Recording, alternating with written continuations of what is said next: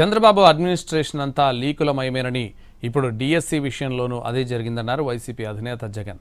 Sports కోటాలో ఒక్కో ఉద్యోగాన్ని 15 లక్షల నుంచి 20 లక్షలకు అమ్ముకున్నారన్నారు.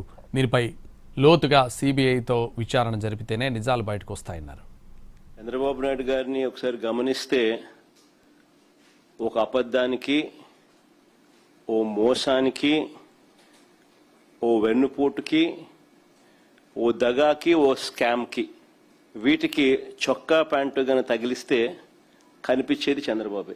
చంద్రబాబు నాయుడు గారి రాజకీయ జీవితం చూసినా, ఈ 2 ఏళ్లలో ఆయన సూపర్ 6లు, సూపర్ 7లు చూసినా, తానిచ్చిన మేనిఫెస్టో హామీలు ఇంకా లోతుగా చూసినా, ఇవాళ టీచర్ల రిక్రూట్మెంట్ చూసినా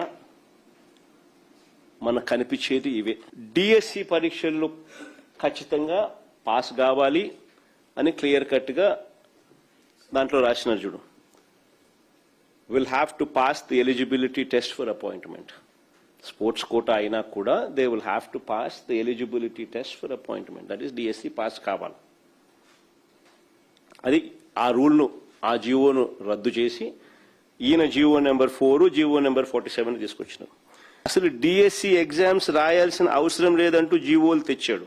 రాత పరీక్షలు లేకుండా కేవలం స్పోర్ట్స్ సర్టిఫికెట్స్ల ఆధారంగా Hindi, maths, social science, English, ఇంకా ఇలాంటి సబ్జెక్టులకు డిఎస్సి పరీక్షలు రాయకుండానే టీచర్ ఉద్యోగాలు ఇచ్చేసే కార్యక్రమం చేశాడు. జీవోలు ఇవ్వడానికి ముందుగానే వారి వద్ద నుంచి వసూలు కార్యక్రమాన్ని ఇంకో పక్క స్టార్ట్ అయిపోయినాయి. స్పోర్ట్స్ కోటా అంటే నిజమైన క్రీడా ప్రతిభకు గౌరవం. కానీ ఈ ప్రభుత్వం దాన్ని ఉద్యోగాల దళారీ వ్యవస్థగా మార్చింది. బ్యాకప్ సర్టిఫికెట్లు కూడా లేవు. కేవలం ఆటల్లో పాల్గొన్నట్టుగా సర్టిఫికెట్ ఉంటే చాలు. Forget about medals.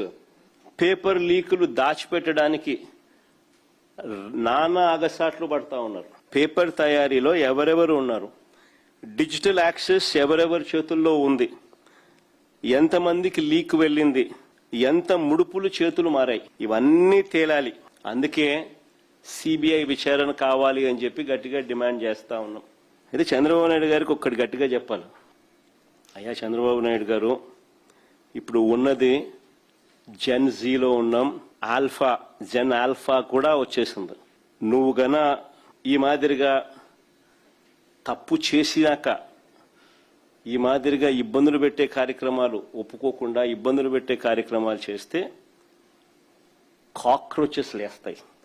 గుర్తుపెట్టుకో చంద్రబాబు అని చెప్తా ఉన్నా. ఆంధ్ర రాష్ట్రంలో మేము కూడా కాక్రోచ్ అనుకో.